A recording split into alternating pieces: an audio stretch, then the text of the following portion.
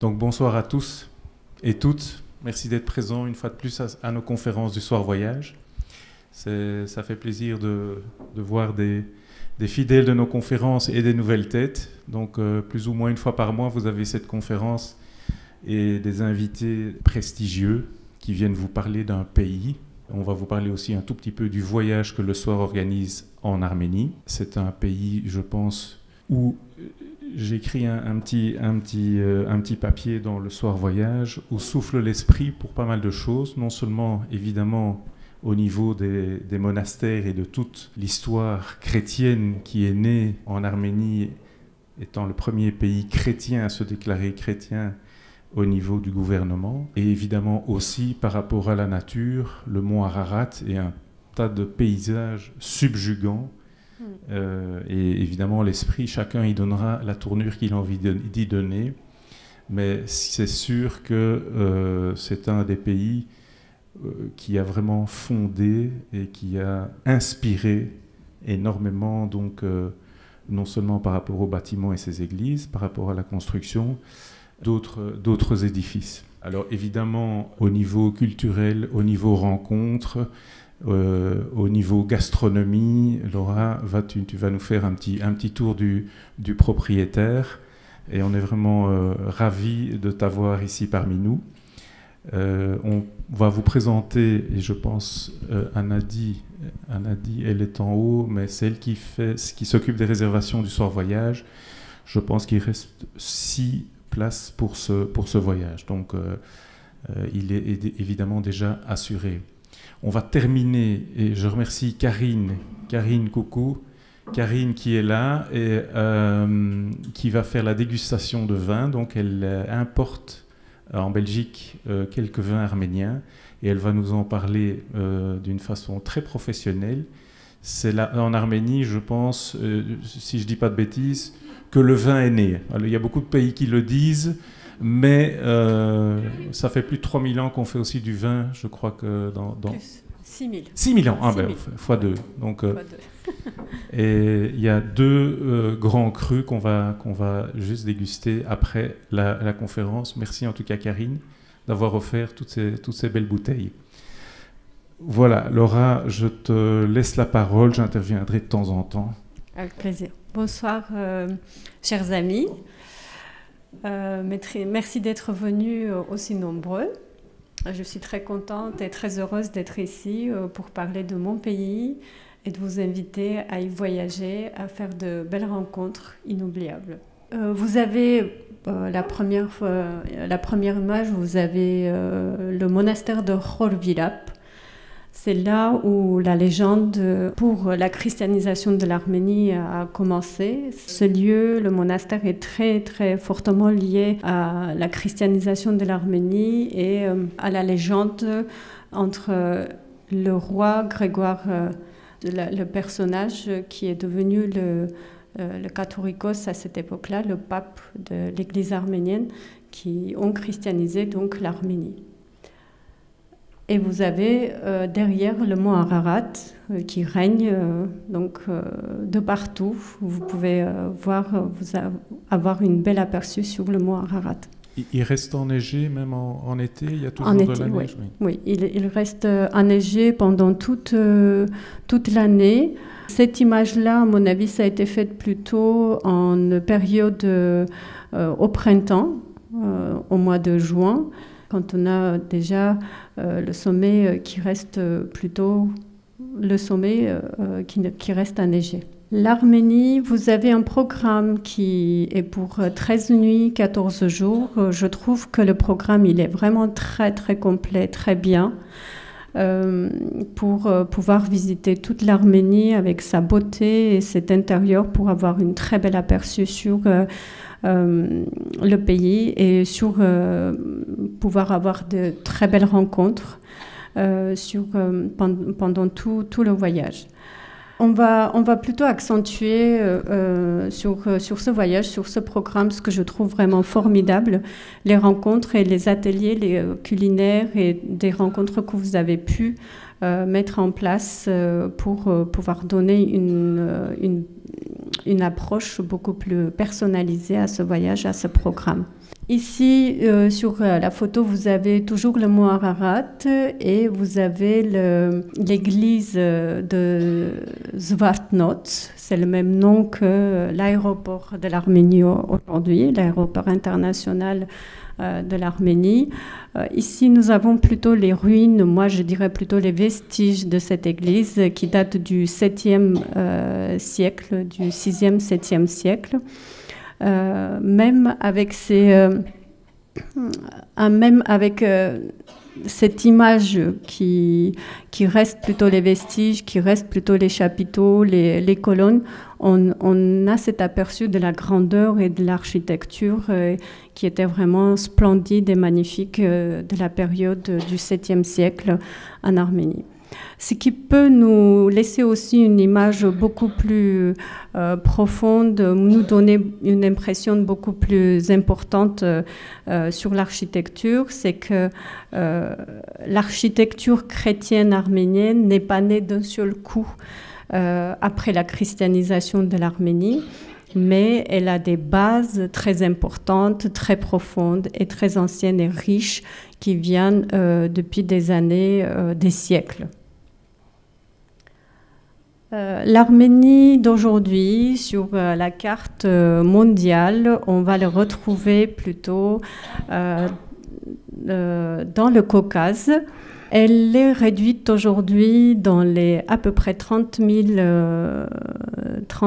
km², comme presque la taille de la Belgique, avec 3 millions d'habitants. Ses voisins sont la Turquie, la Géorgie, l'Azerbaïdjan et l'Iran. La Géorgie se trouvant dans le nord, la Turquie dans l'ouest, dans l'Azerbaïdjan dans l'est et l'Iran dans le sud. Nous avons une toute petite frontière avec l'Iran. C'est important d'avoir cette frontière, cette sortie vers le sud, et nous avons une sortie dans le nord. Du point de vue géopolitique, on est un petit peu coincé aujourd'hui entre la Turquie et l'Azerbaïdjan. Nous n'avons pas de frontières politiques qui sont ouvertes. Donc nous avons le nord et le sud qui sont ouvertes pour aujourd'hui pour pouvoir sortir et assurer le commerce, l'économie commerciale. La capitale est à Yerevan, au milieu. Donc on est à peu près à 2h30 de route pour aller en Géorgie et à peu près 3 heures de route pour entrer dans le sud vers l'Iran. Pourquoi on a un peu plus de difficultés pour entrer dans le sud? On aurait dit on a à peu près 50 minutes à vol d'oiseau pour entrer dans le sud. Mais ici, nous allons parler plutôt d'un pays très, très montagneux, surtout dans le sud. Donc, on a beaucoup de vallées, beaucoup de montagnes à traverser pour aller dans le sud.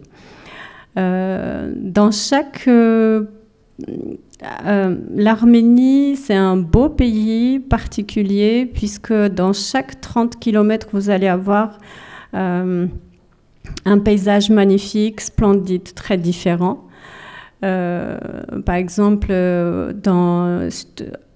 autour de la capitale Yerevan, nous avons le mont Ararat, la vue sur le mont Ararat à 5000 mètres d'altitude. Quand on quitte la plaine d'Ararat, on entre dans la région de Vayotzor, c'est chez moi. Je suis née dans cette région-là. Nous avons plutôt des régions, des montagnes arides. Et dans le sud, nous avons plutôt le monastère de Tatev, on va le voir sur le programme, qui est dans une région montagneuse et boisée. Dans le nord, nous avons plus nord-ouest le mont Ararat avec tout le sommet le plus haut de l'Arménie actuelle, à 4000 mètres d'altitude. Il se trouve vers le nord-ouest de la capitale, entre Yerevan et Gümri, la deuxième ville de l'Arménie. Donc ici, nous sommes plutôt dans des montagnes arides, mais plutôt à haute altitude. Et Laura, le Haut-Karabakh, donc, se situe dans le sud. Le Haut-Karabakh, qu'on ne visite pas évidemment. Mais... qu'on ne visite pas aujourd'hui, oui. qui est entré aujourd'hui sous la gestion de l'Azerbaïdjan, se trouve à l'est de l'Arménie. Le Nakhichevan que vous voyez, c'est une petite région qui appartient officiellement à l'Azerbaïdjan. Et pour entrer de l'Azerbaïdjan grande, on va dire comme ça, à Nakhichevan, les Azerbaïdjanais passent par le sud de l'Arménie pour entrer à Nakhichevan et puis entrer en Turquie. Aujourd'hui, dans la géopolitique, vous allez entendre le Caucase, que l'Arménie entre dans la région de Caucase, mais l'Arménie d'aujourd'hui fait partie plutôt du haut plateau arménien historique. L'appellation Caucase a été donnée pour faciliter, c'est plutôt journalistique. Ça a été donné après au XXe siècle. Alors, le Haut-Karabakh aujourd'hui, sur cette carte-là, n'est pas visible, malheureusement. Aujourd'hui, c'est le Nakhichevan, c'est la question de Nakhichevan qui se pose. L'Azerbaïdjan cherche à avoir un accès à Nakhichevan beaucoup plus court, beaucoup plus rapide. L'Arménie d'aujourd'hui, comme on a dit, donc, s'est réduit à 30 000 km². On a 3 millions d'habitants en Arménie actuelle, sur le territoire de l'Arménie. Dans le monde entier, la diaspora constitue un point très important. On est autour de 10 millions dans le monde entier. On a une très grande diaspora aux États-Unis, un très grande diaspora en Russie, en Iran, en France, en Belgique aussi un petit peu, ainsi de suite. On a eu une très très grande diaspora aussi en Argentine, jusqu'en 1970-80. Dans le Moyen-Orient aussi, donc on a une grande diaspora qui existe. Alors le poids de la culture et de l'économie de la diaspora arménienne est très importante pour l'Arménie d'aujourd'hui, actuelle. L'Arménie actuelle, c'est la troisième république d'Arménie qui est proclamée depuis 1991, 21 septembre. La première république d'Arménie était proclamée à la fin de la Première Guerre mondiale en 1918. La deuxième république d'Arménie s'est proclamée en 1920, où on a fait partie de l'URSS, du futur URSS. On y est resté pendant les 70 ans. L'Arménie d'aujourd'hui, c'est un héritage, donc, pour une grande partie économique de l'Arménie soviétique. Yerevan, c'est la capitale. Presque le tiers de la population est concentrée à la capitale. Je vais dire presque la moitié parfois. Donc c'est une capitale très vive, très moderne par rapport à ce que vous pouvez découvrir en règle générale dans les villages. Le christianisme, c'est une religion que les Arméniens se reconnaissent, ou les Arméniens se reconnaissent pour la majorité des cas. Le christianisme, attention, ce n'est pas une religion d'État, mais c'est une religion. L'Arménie, c'est un pays laïque. Donc, on a toutes les religions qui sont accueillies et acceptées en Arménie. Nous, les Arméniens, nous nous reconnaissons plus dans le christianisme. Christianisme, donc le rite chrétien oriental. Oui. Alors, l'Arménie, le christianisme est en règle générale partagé en 3 grandes branches. C'est le catholicisme, l'orthodoxie et l'église de l'Orient. L'Arménie fait partie des églises de l'Orient, comme les Coptes et l'Abyssinie de l'époque. Donc, pour par exemple certaines des populations kurdes aussi sont des chrétiens, donc ils font partie de l'Église de l'Orient.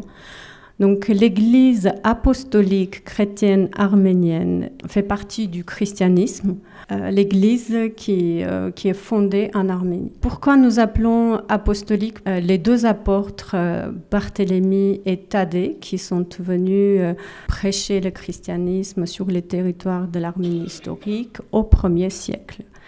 C'est lié grandement à l'histoire du roi Abgar, qui était le roi d'une petite principauté se trouvant dans l'Arménie historique. Et le christianisme s'est propagé de petit à petit jusqu'au IIIe siècle, où le christianisme est devenu la religion d'État à cette époque-là.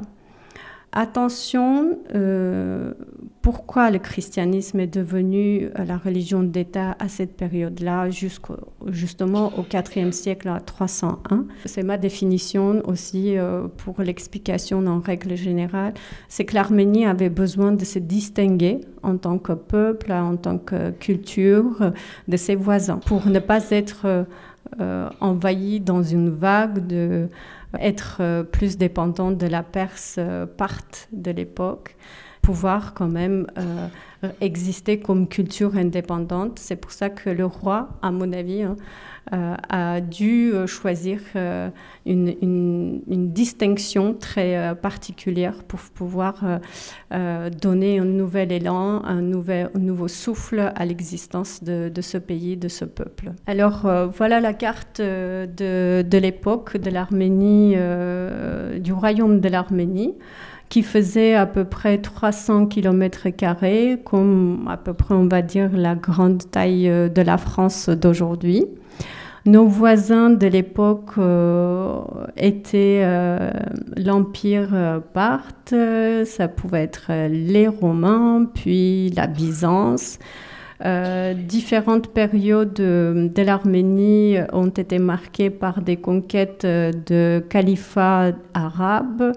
Puis, XIe siècle, à partir du XIe siècle, on a vu beaucoup de passages des Turcomanes, des Seldjoukides, des Turcomanes, et puis jusqu'au XVe siècle. Et, entre XIe et XIVe siècle, l'Arménie s'est réfugiée en grande partie vers la mer Méditerranéenne, où nous avons connu donc, le royaume de l'Arménie de Cilicie. Nous avons des rois qui sont enterrés en France, à l'église Saint-Denis, Léon V. L'Arménie s'est réfugiée dans cette petite partie au bord de la mer Méditerranéenne,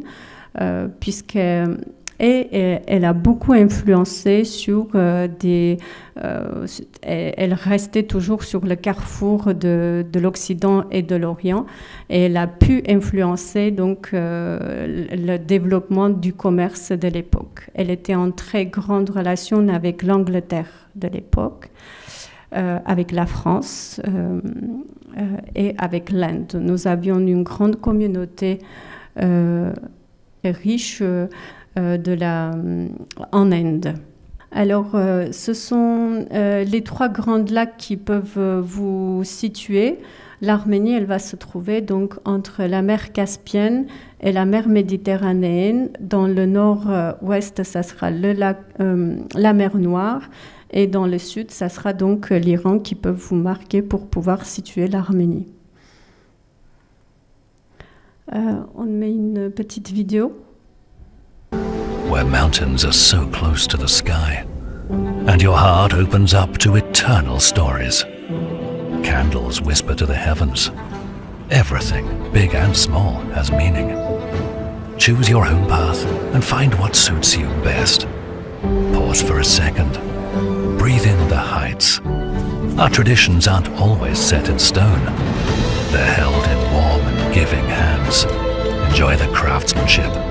Find treasures dating back thousands of years. See the beauty of the new and old. Explore Armenia with all 5 senses. Taste the most delicious cuisine. Discover the Armenian alphabet. Listen to the wind in any one of many temples. Celebrate life. Armenia, the hidden track. Pourquoi visiter l'Arménie? Son héritage chrétien, pour le poids de la culture chrétienne qu'elle porte aujourd'hui dans la société en règle générale et dans le monde entier. L'Arménie a embrassé le christianisme en 301 pour être proclamé chrétien en État, de l'État. C'est le premier peuple qui a choisi le christianisme comme religion d'État. Comme on a dit, c'est aussi pour des questions de distinction de la culture et de pouvoir survivre et développer son identité par la suite. Alors, sur la photo, nous voyons donc la représentation en sculpture. C'est l'entrée dans le H-Miatzin, c'est le Vatican de l'Arménie. La porte d'entrée qui a été construite pour 1700e anniversaire de la christianisation de l'Arménie, c'était en 2001. La présentation de la culture du roi Tiridate III et Grégoire Ier, qui est devenu par la suite donc le Catholicos, pape de l'Arménie, de l'Église arménienne. L'Arménie n'a jamais fait partie de l'Empire romain? Les invasions ont été marquées. L'Arménie, se trouvant sur le carrefour de l'Occident et de l'Orient, a été toujours un territoire qui a été divisé, partagé, pris reprise par plusieurs des passages des peuples. Les Romains ont passé aussi, et donc ils ont parlé évidemment de la culture des Arméniens, des constructions de la nature, et ils ont parlé à cette époque-là, par exemple, des fruits de la cuisine et en particulier de l'abricot de l'Arménie, Prunus armenica, que vous allez pouvoir goûter aussi pendant votre voyage. Ils ont parlé aussi du blé, des Arméniens qui cultivaient du blé et de l'orge, et ils parlaient aussi des gens qui buvaient de l'eau, du jus de l'orge avec des pailles en entrant directement dans les jarres. Donc on buvait déjà de la bière, si je peux me permettre, à cette période-là en Arménie, donc ils ont connu la bière. Alors, l'alphabet arménien a été soigneusement créé par Mesrop Mashtots au 5e siècle. Très important, puisque c'est avec cette invention de l'alphabet arménien que la culture arménienne a pu finalement non seulement de se développer, mais aussi de se marquer définitivement avec le christianisme et l'alphabet arménien dans toute la région. Il faut savoir qu'au moment de la christianisation de l'Arménie, l'élite arménienne parlait grec, et toute la parole de Christ et les évangiles ont été traduits du grec en arménien justement au 5e siècle. L'alphabet arménien, la particularité, c'est que chaque lettre appartient à un son. Et nous avons ainsi 36 lettres à la création de l'alphabet arménien au 5e siècle. Il y en a les 3 qui se sont ajoutées après au 10e siècle. Pour vous expliquer à quoi correspond, par exemple, la particularité, c'est la lettre, le son ch. Quand dans la langue française on dit ch, on l'écrit avec un CH.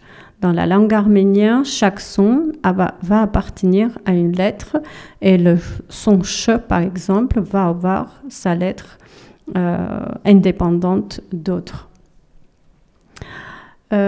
Ici, nous avons la présentation de l'alphabet arménien sous forme des oiseaux et des animaux. C'est pour vous indiquer que la création de l'alphabet arménien était très très importante pour les Arméniens, puisque c'est quelque chose qui va pouvoir distinguer la culture et pouvoir donner un élan comme le christianisme à l'époque au IVe siècle. Et pourquoi visiter l'Arménie? Pour ses vestiges et sa culture très très ancienne, depuis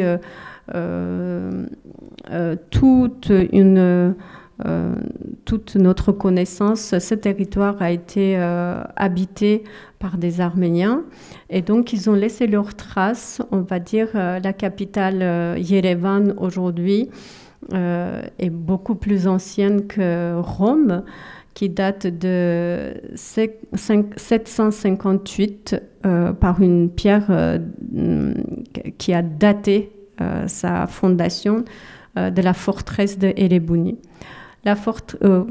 Je crois que nous visitons dans le programme le musée d'histoire d'Arménie, où vous allez voir la copie de cette pierre fondatrice de la capitale, donc de la forteresse de Ereğli.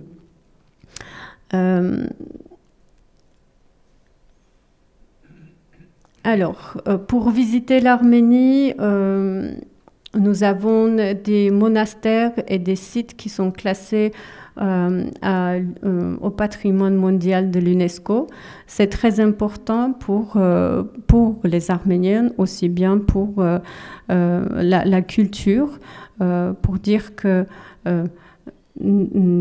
l'histoire chrétienne, les Arméniens ont pu créer et ont pu sauvegarder le patrimoine pour nous faire parvenir et qu'on puisse nous aujourd'hui visiter et admirer ce peuple qui s'est créé. Donc c'est le monastère de Gerhard. En partie, elle est dans la roche, elle est sculptée dans la roche, c'est sa particularité. C'est pour ça qu'elle a été classée dans le patrimoine mondial de l'UNESCO. Ces sculptures qui datent du XIe, XIIe, XIIIe siècle sont de la même, ont été gardées, sauvegardées en fait. Elles n'ont pas été modifiées, elles n'ont jamais été touchées. Donc on va pouvoir visiter ce monastère pour admirer sa beauté. La partie qui est construite, elle a été refaite après le tremblement de terre au XVIIe siècle et elle a été retouchée pour apporter un petit peu une nouvelle, de nettoyer après une grande période de l'interdiction de la religion pendant l'ère soviétique.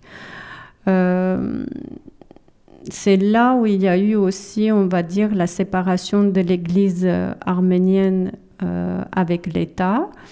Et après, après la proclamation de la Troisième République d'Arménie, nous avons pu revenir aux sources, rebâtir les églises qui étaient abandonnées par force, abandonnées à l'époque soviétique. Ces monastères sont très riches de l'histoire et de leur héritage manuscrit. Donc, vous allez visiter le Matenadaran, c'est un musée et un institut qui est construite pour sauvegarder les manuscrits qui datent du 7e, 8e siècle jusqu'à l'époque moderne. Les principaux monastères d'Arménie sont encore en activité avec des moines et... Oui. Alors aujourd'hui, après cette ère soviétique où la religion était interdite, il n'y avait pas de pratique de religion. après l'indépendance, depuis 1991, de petit à petit, aujourd'hui, il y a des moines qui viennent s'installer dans les régions et dans les monastères et la pratique de la religion revient. Donc, pendant la grande période, pendant 70 ans que la religion était interdite et que non pratiquée pratiquement par le peuple, nous avons beaucoup de rites qui ont été sauvegardés dans les familles. Et vous allez voir beaucoup en traversant, en passant d'un monastère à l'autre, pendant les visites, vous allez pouvoir découvrir les spécificités de la culture arménienne qui, évidemment, ont survécu et qui se rejettent dans l'Église aussi, dans le christianisme de l'Église apostolique chrétienne arménienne. Notamment, par exemple, on va parler, vous allez voir quelquefois que les familles arméniennes amènent du sel pour bénir, que le prêtre arménien bénisse le sel. Et c'est avec ce sel-là qu'on va pouvoir faire le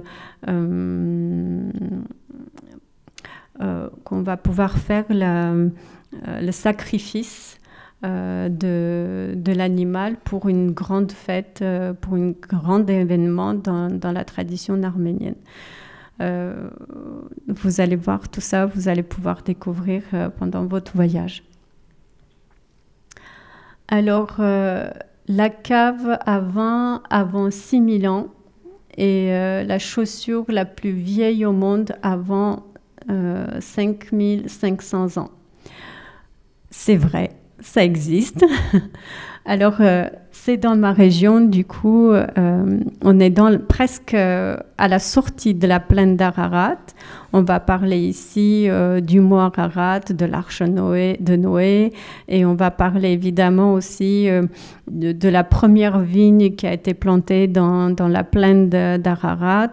Et on va évidemment pouvoir constater ces légendes dans cette cave de Areni 1 et Areni 2. Areni 2 qui est encore en excavation, qui est encore dans les fouilles, et Areni 1er qui est possible de visiter. Donc vous allez voir plein de jarres qui sont enterrés, qui ont été utilisés pour la fabrication du vin, du jus de vin, il y a 5000, 6000 ans avant. Et cette chaussure, elle a été trouvée en 2008.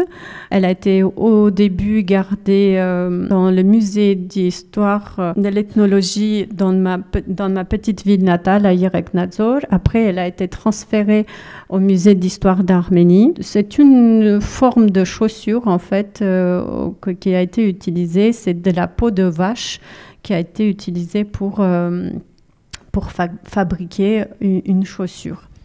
C'est très important puisque le vin est considéré comme plutôt un boisson très connu, peut-être en Europe plus, et plutôt pour l'Occident.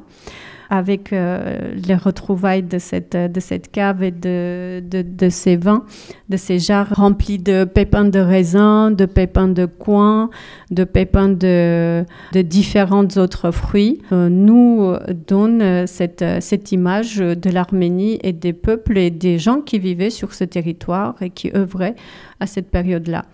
À mon avis, selon l'avis des archéologues, c'était une cave qui a été utilisée plutôt, c'était du vin qui a été utilisé plutôt pour des événements religieux et rituels. Donc le vin n'était pas utilisé quotidiennement, mais ce jus de raisin était utilisé plutôt pour des raisons médicales et pour des raisons plutôt rituelles. Alors, nous sommes dans le sud de l'Arménie pour aller au monastère de Tatev.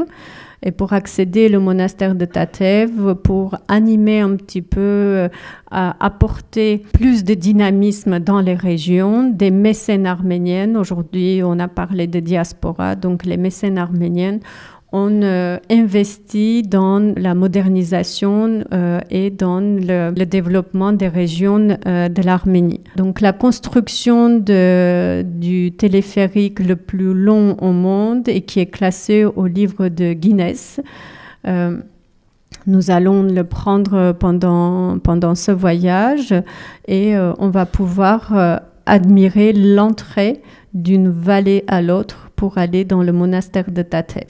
Depuis 2000, après l'indépendance de l'Arménie, l'Arménie a vécu une période très difficile de guerre pour le Karabakh entre 1991 et 1994. Et le développement était plutôt accentué dans la capitale. Après les années 2000, avec le deuxième président de l'Arménie, ce président, il a lancé un nouvel élan pour des 5 branches du développement de l'économie arménienne qui étaient plutôt la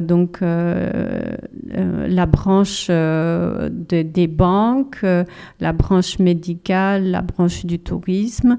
Et donc, on voit l'investissement des mécènes dans les régions.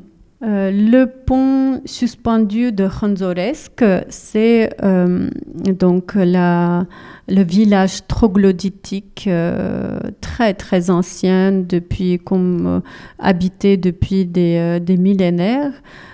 Cette image reste depuis le XXe siècle. Quand les habitants ont quitté la vallée et ils se sont installés plutôt à construire des maisons derrière la colline. Ce petit pont suspendu lie les 2 rives de la petite rivière, ruisseau, on va dire, de Vorotan. Et nous allons pouvoir accéder du côté Goris, de la ville Goris, où nous allons séjourner dans la nuit, et pour pouvoir découvrir aussi la petite chapelle de Sainte-Gaïanée qui se trouve un petit peu vers la gauche de cette image-là. C'est le seul moyen pour arriver au village ? À vrai dire, oui.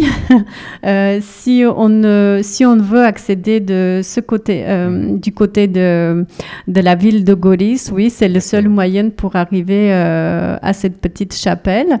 Sinon, il y a une possibilité d'y aller, mais en randonnée plutôt, avec des balades.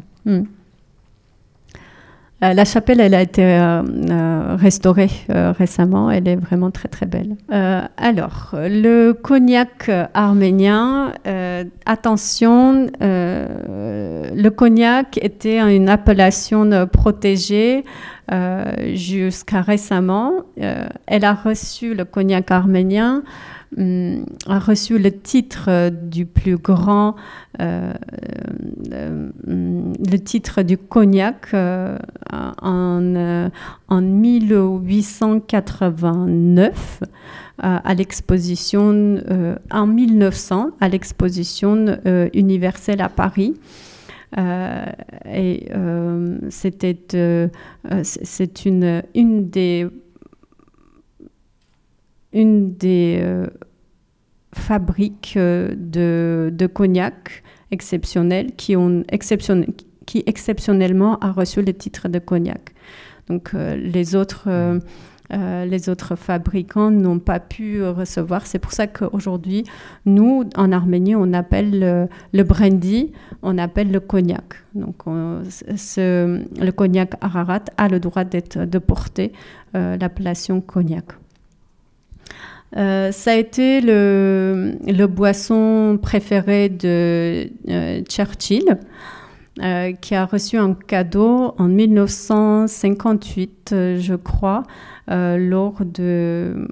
c'est Staline qui a offert le brandy, le cognac Ararat à Churchill lors d'un événement, d'une rencontre réunion très importante. Donc il est très connu dans le monde entier et vous allez pouvoir aussi goûter pendant votre voyage.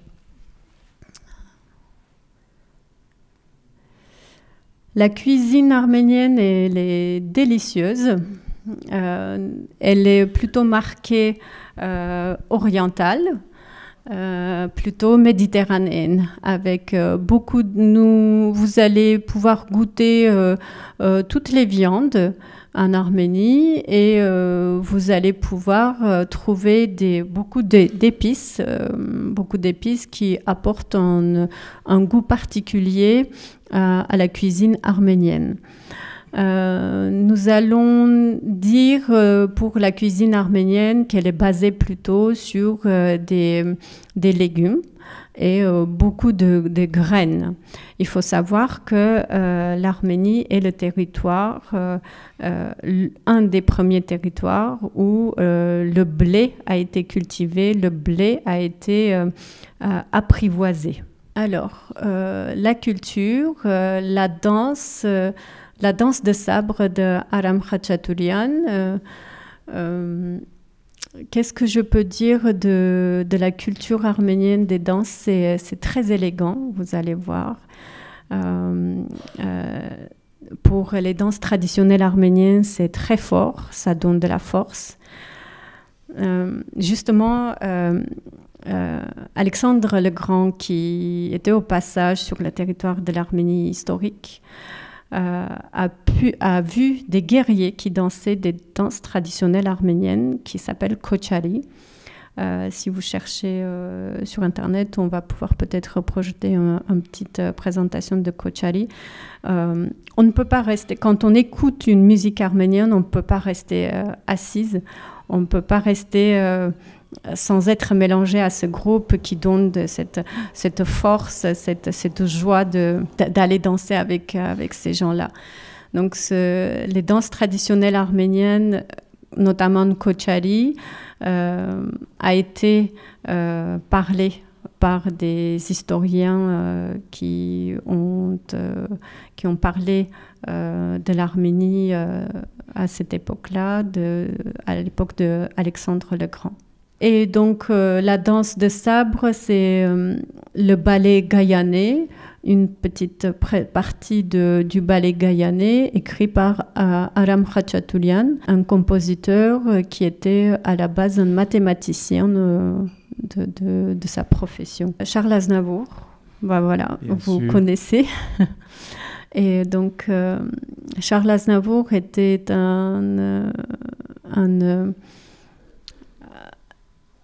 le représentant de la diaspora arménienne qui a œuvré beaucoup pour l'Arménie. Et sa fondation continue à œuvrer pour l'Arménie, pour les enfants de l'Arménie.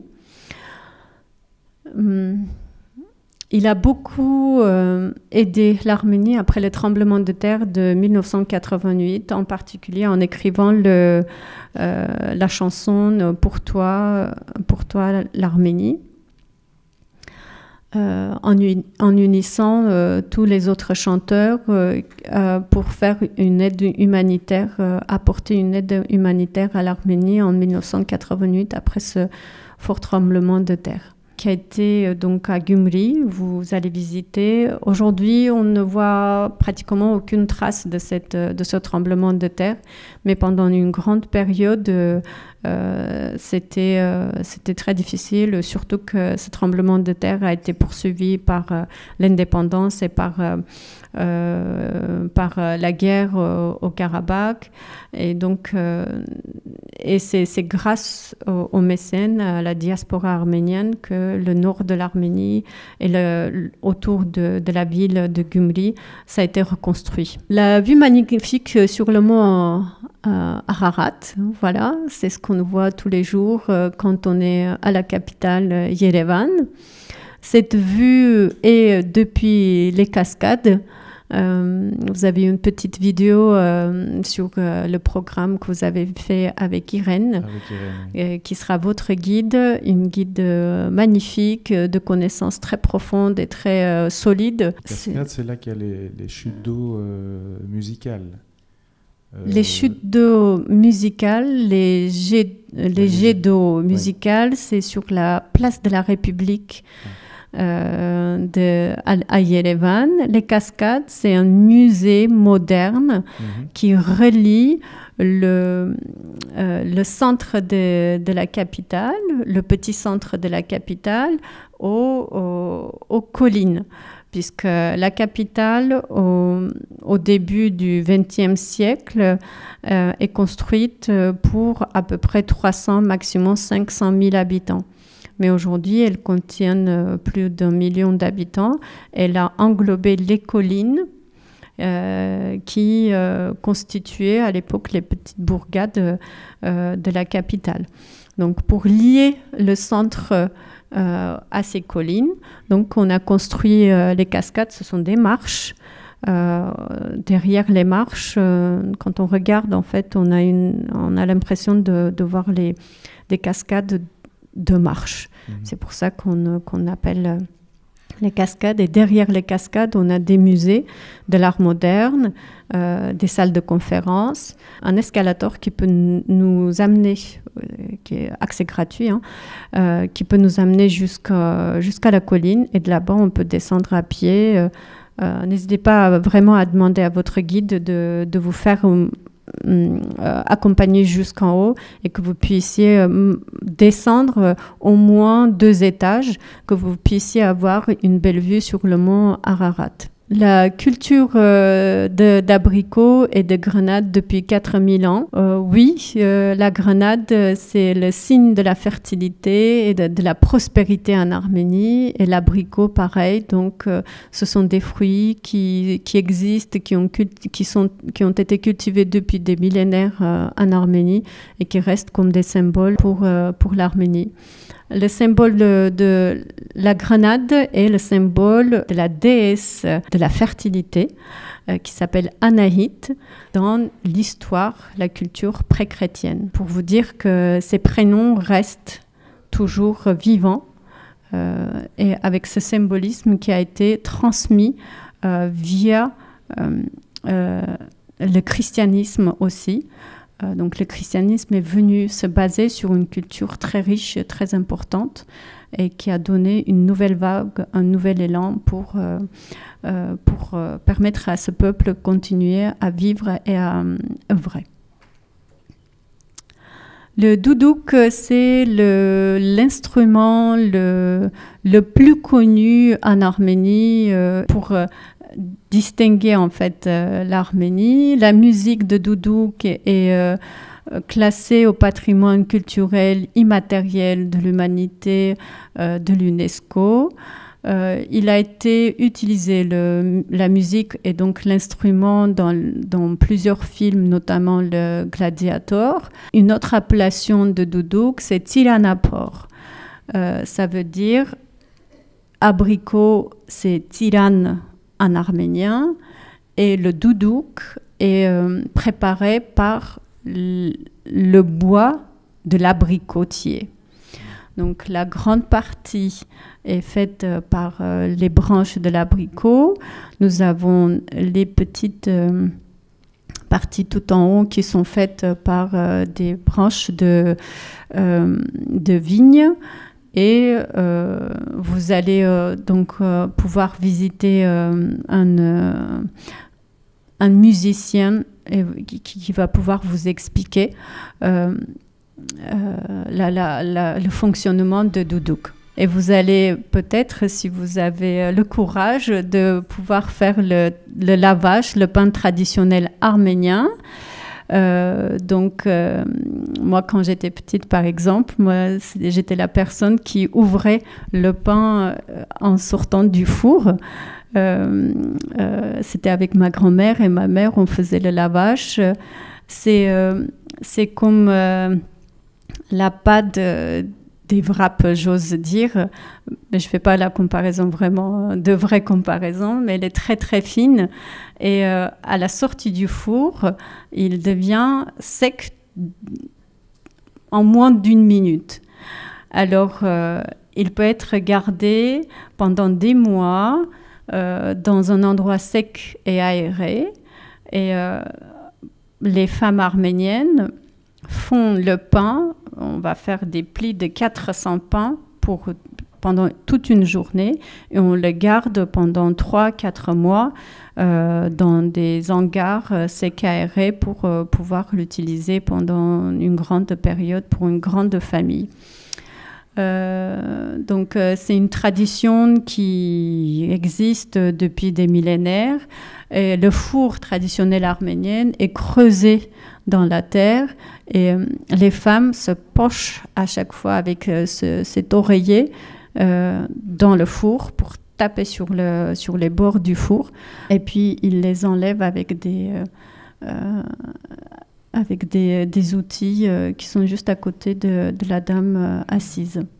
Vous allez voir, vous allez participer, vous allez pouvoir vous aussi participer à la fabrication de la vache.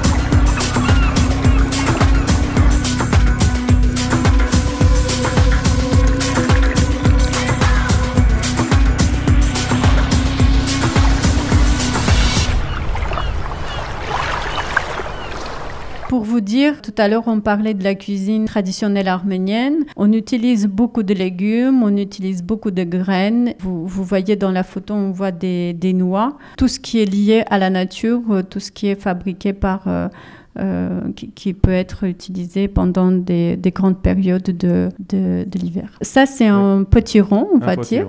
Un potiron qui est creusé de l'intérieur. On enlève tout ce qui est la masse de l'intérieur, les graines. Et on va fourrer des pois chiches, on va fourrer de blé, de l'orge parfois, et de riz.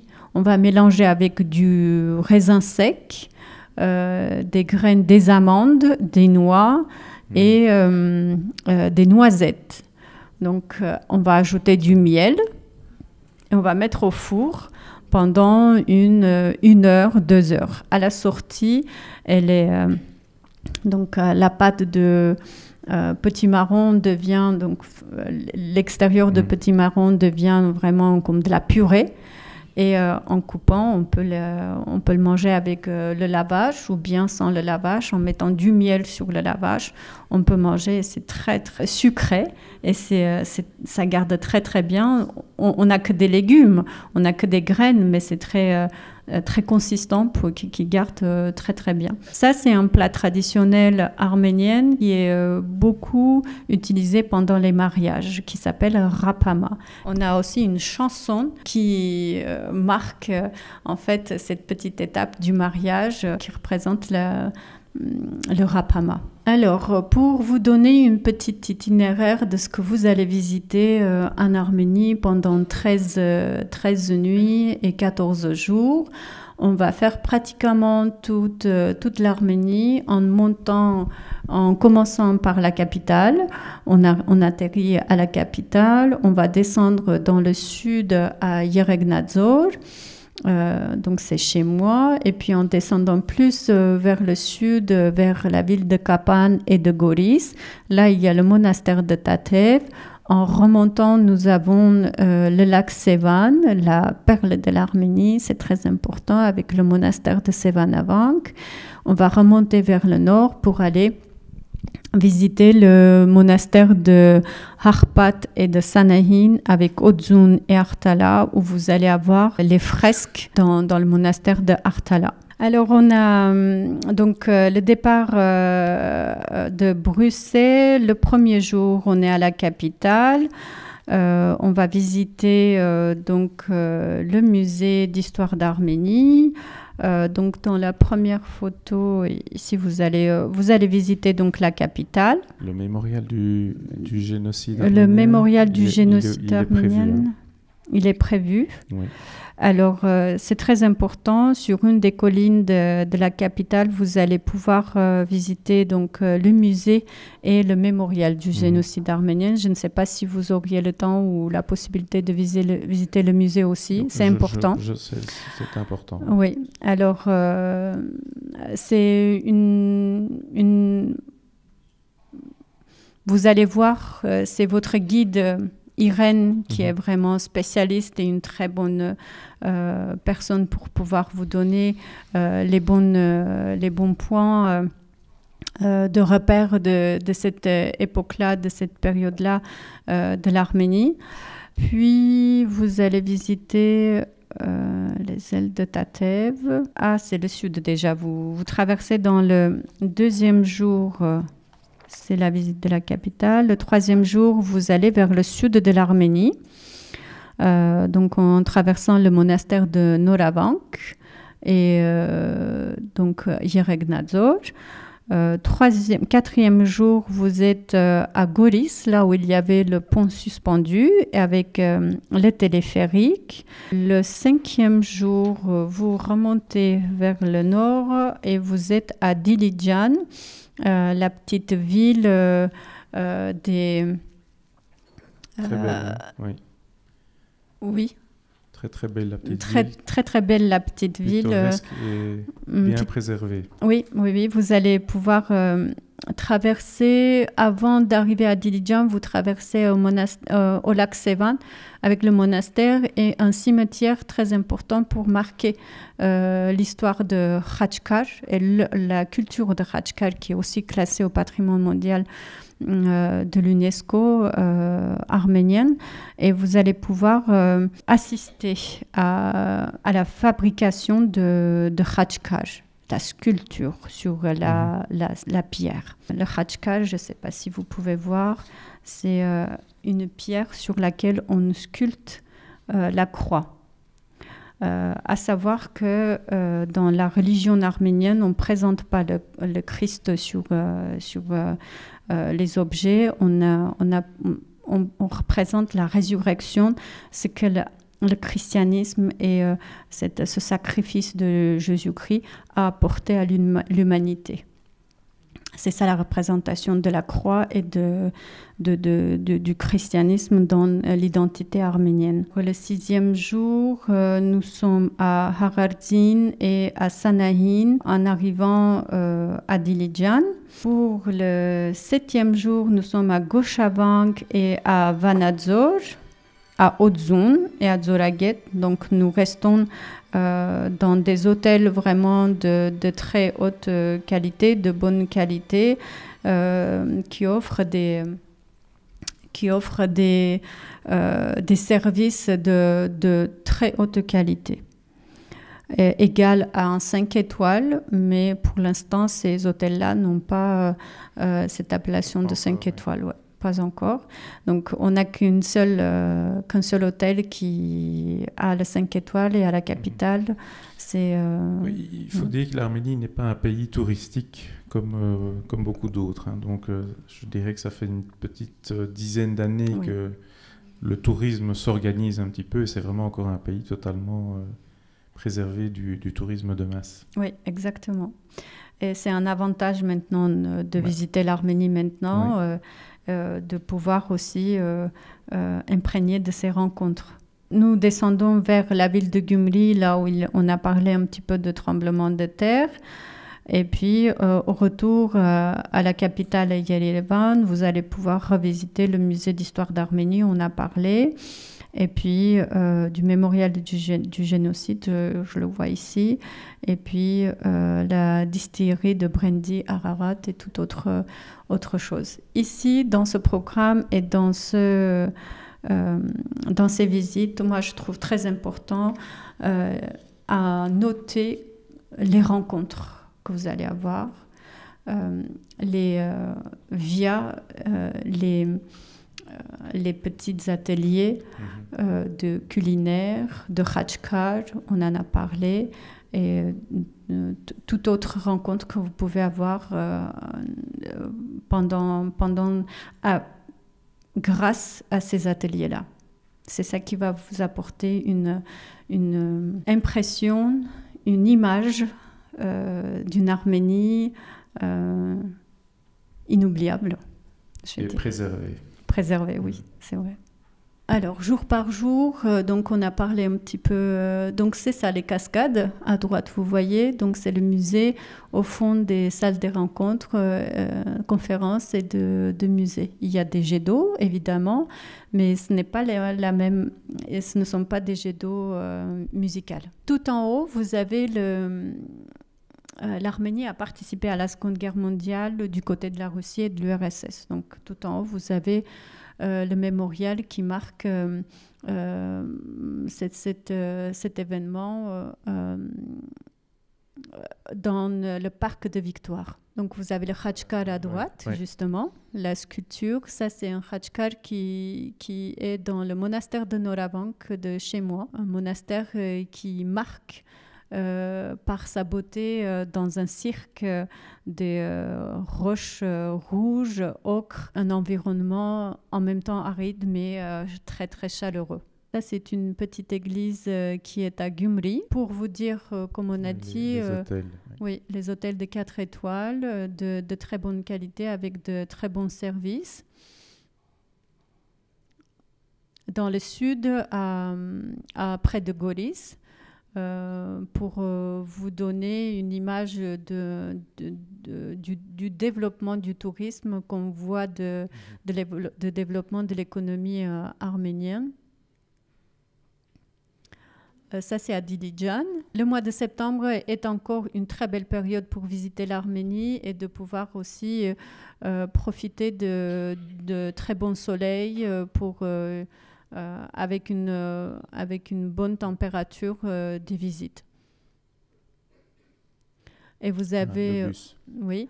Alors, avec justement la voie du tourisme qui a été mise en avant dans les années à partir de 2000, nous avons différentes compagnies qui se développent et qui on peut assurer aussi le transport avec des bus très modernes.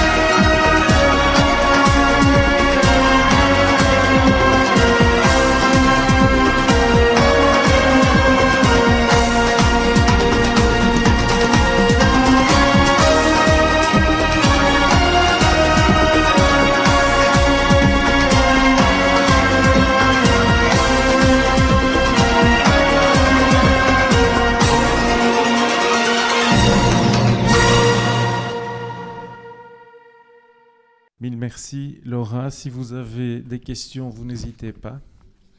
Première question. Quelle est la deuxième langue pratiquée en Arménie si on ne parle pas l'arménien? L'Arménie fait partie des pays francophones. On est francophile depuis jusque dans les années 2000-2005, on va dire. Et aujourd'hui, on est considéré comme un pays francophone. Elle fait partie de la francophonie, des pays francophones. Oui. On parle plus le français que l'anglais, si jamais... On parle beaucoup anglais, oui, on parle beaucoup français. Pour dire, par exemple, le mot merci. Donc, on va utiliser le mot merci. Donc, on va vous comprendre certainement. Même si vous parlez avec des gestes, oui, on va vous comprendre. Shnorakalutun pour dire merci en arménienne.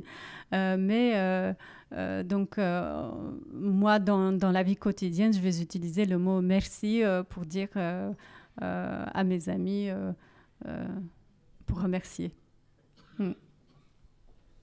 Laura, mille merci.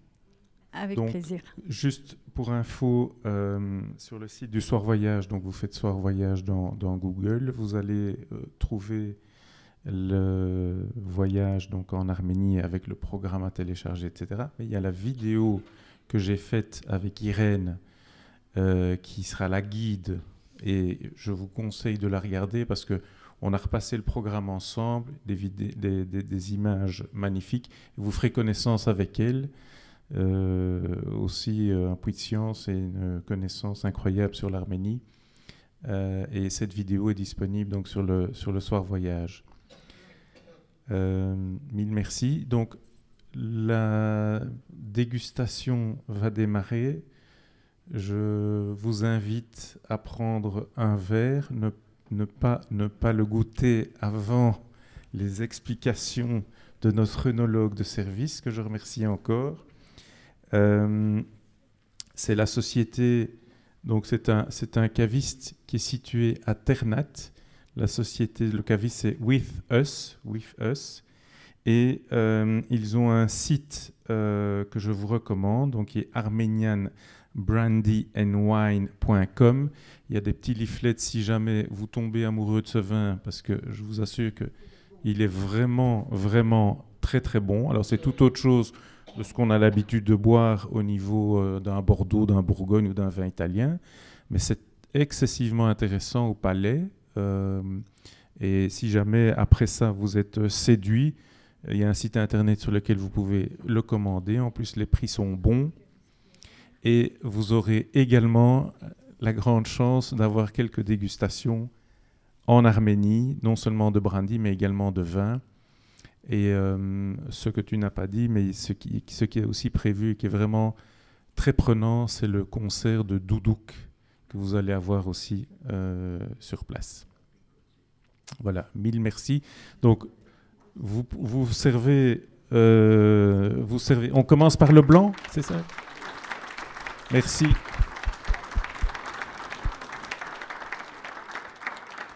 On